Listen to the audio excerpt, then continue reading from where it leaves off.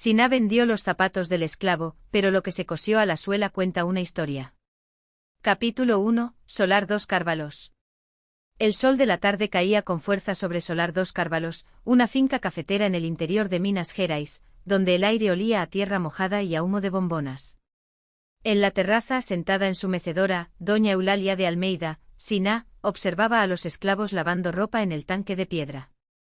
Sus dedos, blancos y bien cuidados, jugaban con el abanico de marfil mientras una de las niñas, una negra alta y de ojos profundos llamada Jurema, extendía los paños en el tendedero.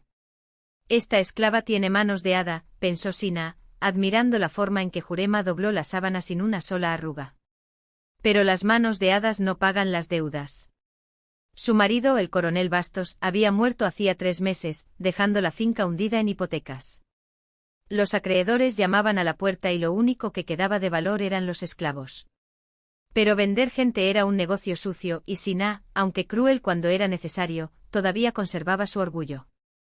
Entonces decidió empezar con sus pertenencias. Envía a buscar a Jurema, ordenó a la criada que le servía té de manzanilla. Capítulo 2, Los zapatos de cuero suave.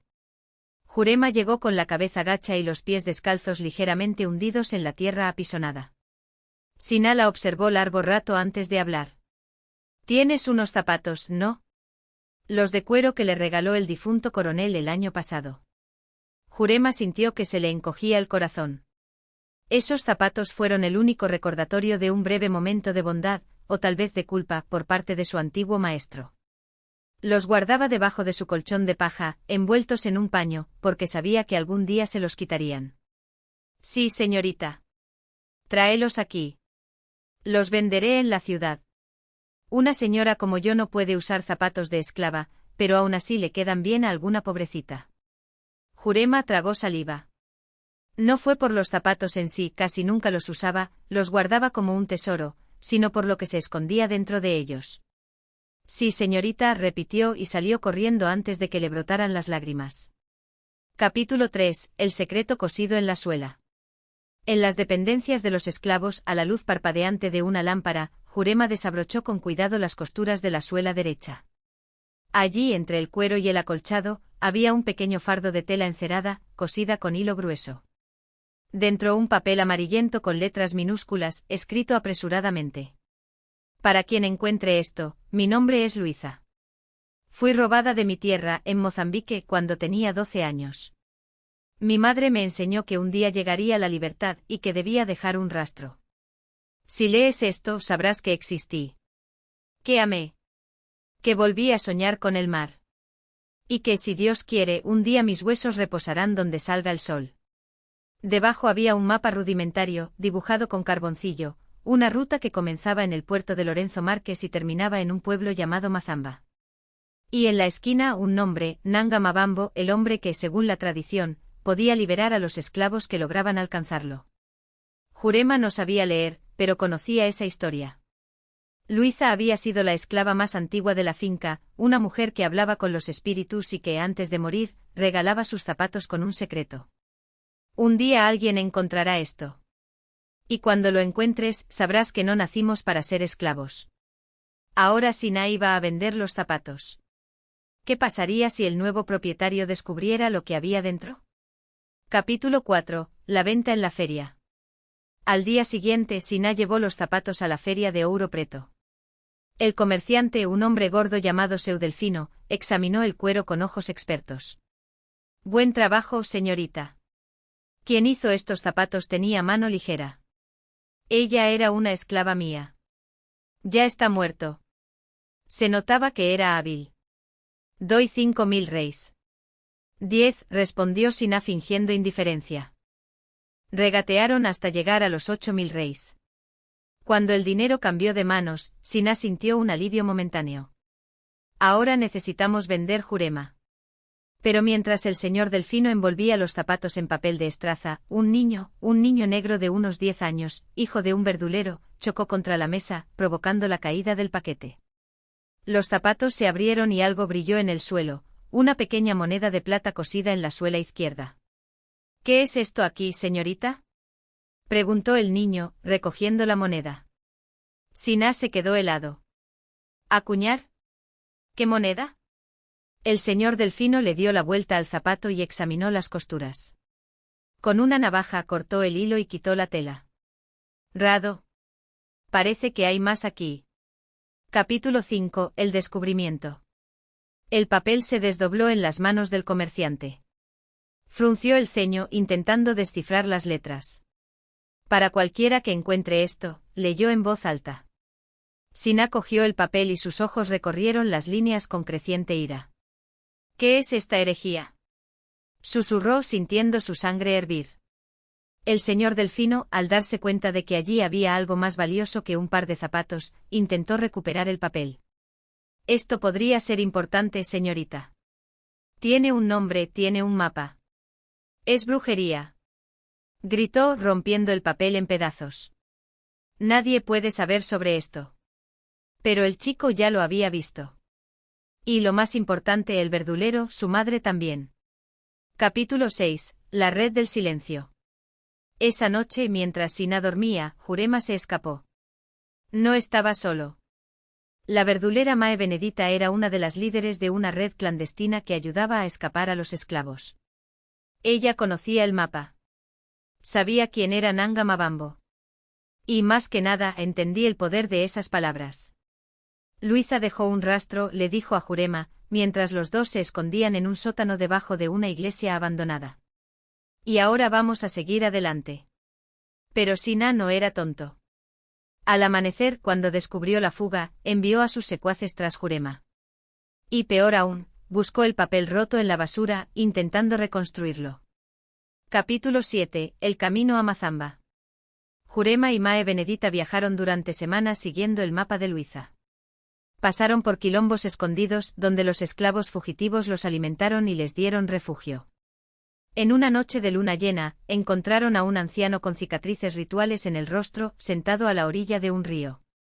¿Estás buscando a Nanga Mabambo? Preguntó sin presentarse. Jurema asintió, temblando. Ya no está en Mazamba. Los portugueses lo mataron hace 5 años. Pero la libertad que prometió, el anciano señaló hacia el este, donde el sol comenzaba a salir, sigue ahí. Capítulo 8. El legado de Luisa. Años más tarde, en 1888, cuando se firmó la Ley Áurea, una mujer negra de cabello blanco, Jurema, ya libre, regresó al solar dos Cárvalos. Sina ya había muerto y la finca estaba en ruinas. Pero entre los escombros, Jurema encontró un viejo baúl cerrado con llave. En el interior, los trozos de papel de Luisa, cuidadosamente pegados. Al lado, una carta de Sina, escrita con letra temblorosa. No lo entendí en ese momento. Pero ahora, cuando veo que el mundo cambia, me doy cuenta de que siempre supiste algo que yo nunca supe, que la libertad no se puede comprar, no se puede vender. Se hereda. Y Luisa te la dejó a ti. Jurema sonrió. Se había seguido el rastro. Y esa noche cosió los pedazos del mapa para hacer un nuevo par de zapatos, esta vez para su hija. Epílogo: los zapatos que hablan. Hoy, en un pequeño museo de Diamantina, se conserva un par de zapatos de cuero viejos y gastados.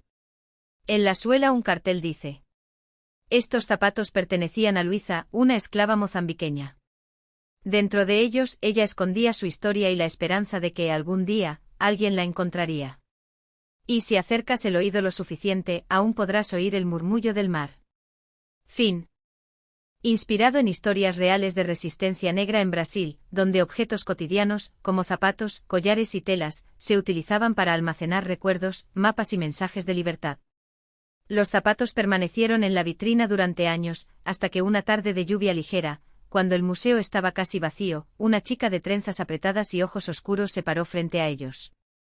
Se llamaba Ana y había llegado al colegio, pero mientras los demás niños corrían por los pasillos, ella permaneció inmóvil, como si algo la llamara. La maestra ya había llamado 2 veces, pero Ana no se movió. Solo cuando sus dedos rozaron accidentalmente el cristal de la ventana comenzó el zumbido. Era un sonido tan bajo que podría haber sido el viento a través de las rendijas de la ventana o el crujido de las tablas del suelo. Pero Ana lo sabía mejor. Era el mar. Y el mar hablaba en un idioma que ella no entendía, pero que su cuerpo reconocía, como si las olas llevaran el peso de muchas vidas, de muchos nombres susurrados en la oscuridad de las bodegas de los barcos. Presionó su frente contra el cristal y entonces vio, entre las costuras deshilachadas de los zapatos brillaba un hilo dorado, apenas perceptible. No era oro. Era ligero. Y la luz se movió como si algo dentro del cuero aún respirara. Ana no lo pensó dos veces.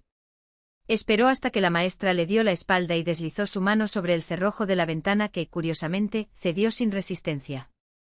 Ay, con cuidado se quitó los zapatos. Eran ligeros, casi ingrávidos, como si estuvieran hechos de memoria. Cuando se los puso, el suelo pareció abrirse debajo de ella. De repente Ana ya no estaba en el museo. Estaba en un camino de tierra, bajo un cielo estrellado tan vasto que dolía. A su lado, una mujer alta, de piel oscura y cicatrices en las muñecas, caminaba con paso firme. Llevaba el mismo par de zapatos. Tardaste mucho, dijo la mujer, sin mirar a Ana. Su voz era seria, pero había una sonrisa en las comisuras de su boca. Pero sabía que vendría. Ana quiso preguntar, ¿quién eres, dónde estamos?, pero las palabras no le salieron.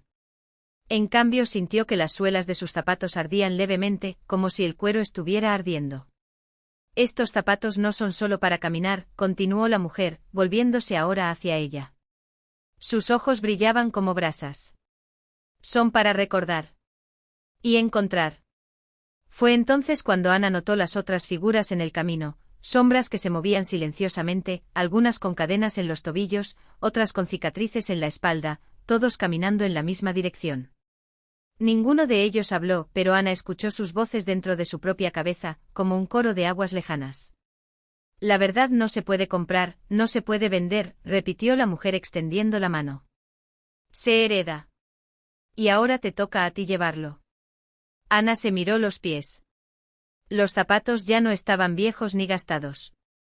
Eran nuevos como si los hubieran hecho esa misma noche. Y en las suelas donde antes solo había cuero, ahora había un mapa dibujado con líneas de luz, un camino que serpenteaba a través de montañas, ríos y ciudades que nunca había visto, pero que de alguna manera, ya conocía. Cuando despertó, todavía estaba en el museo, arrodillada frente a la vitrina vacía. Los zapatos habían desaparecido. En su lugar, sobre el terciopelo rojo, había una nota escrita a mano y amarillenta. Para quien sabe escuchar, el camino nunca se aleja. Ana se guardó el papel en el bolsillo. Y cuando salió del museo, no volvió a subir al autobús escolar. Caminó. Siempre adelante. Los zapatos, ahora invisibles, guiaban sus pasos. Y el mar, dentro de ella, nunca más volvió a quedarse en silencio. La primera noche fuera de casa fue la más larga. Ana siguió las calles desiertas de la ciudad, iluminadas solo por farolas que parpadeaban como luciérnagas de un faro lejano. No tenía hambre, no tenía sueño, no tenía miedo, solo la certeza de que cada paso la acercaba a algo que no podía nombrar. Los zapatos, aunque invisibles, presionaban ligeramente sus pies en cada cruce de caminos, como si las suelas de luz trazaran el camino directamente sobre su piel. Al amanecer me encontraba en las afueras, donde las casas se iban aclarando y comenzaban los campos. Un río atravesaba la tierra como una cicatriz plateada, y Ana supo, sin saber cómo, que debía seguirlo. El agua murmuraba cosas en un idioma que no era un idioma, pero que ella entendía, más adelante. Donde la piedra se parte por la mitad. Donde la sombra baila sola.